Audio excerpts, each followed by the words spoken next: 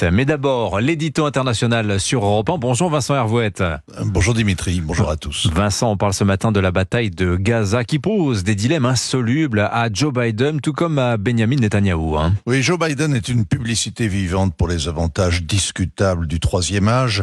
Il fallait le voir hier à l'université d'Atlanta, celle de Martin Luther King.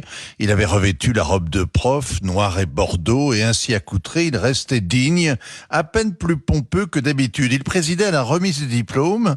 Une partie des étudiants avait dénoncé sa venue, l'un d'eux lui tournait même le dos, reproche muet à sa politique qui soutient et arme Israël en guerre. Joe Biden a fait semblant de ne pas le remarquer. À son âge, il en faudrait davantage pour l'ébranler. Il s'est approché du lutrin, entré dans les pieds, mais quand il a commencé à prêcher, il semblait inspiré. Normal, direz-vous, c'est la Pentecôte. Il y avait surtout un prompteur. Et depuis le temps, Joe Biden sait lire en mettant le ton. On a toujours du mal à résumer un sermon.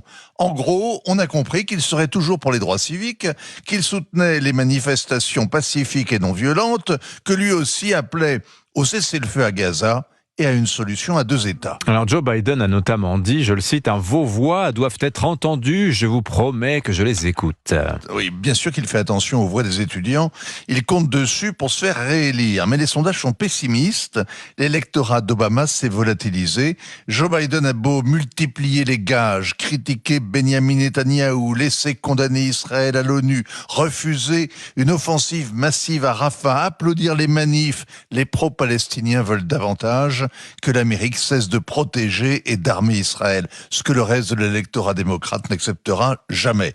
La démagogie souriante du président, son en même temps, deviennent intenables et il ne tiendra pas jusqu'en novembre. Alors Benjamin Netanyahou maintenant, et lui il a le même problème, mais un délai plus court, 3 semaines seulement. Oui, le ministre Benny Gantz menace de démissionner. Il reproche à Bibi d'avoir fait passer ses intérêts avant la sécurité nationale. Son ultimatum expire le 8 juin.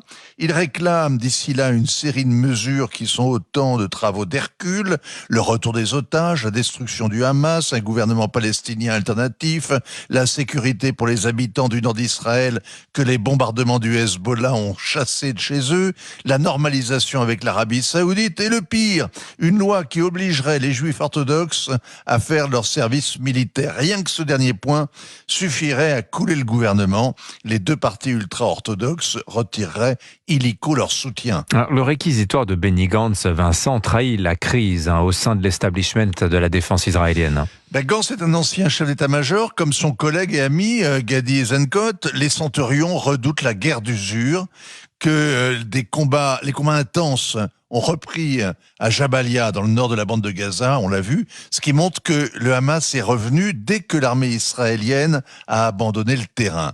Pour achever de les décourager, les chefs du Hamas, Deif et Yahya, courent toujours et on ne voit aucune lumière au bout des tunnels où sont enfermés les otages. La démission de Gantz et Eisenkot entraînera celle de leur rival. Le ministre de la Défense, Yoav Gallant, lui aussi vient de dénoncer avec virulence l'indécision, l'absence de vision stratégique de Bibi Netanyahou. La défection de ces trois généraux en pleine guerre laisserait le champ libre aux ultranationalistes et le Premier ministre seul avec des civils pour faire la guerre.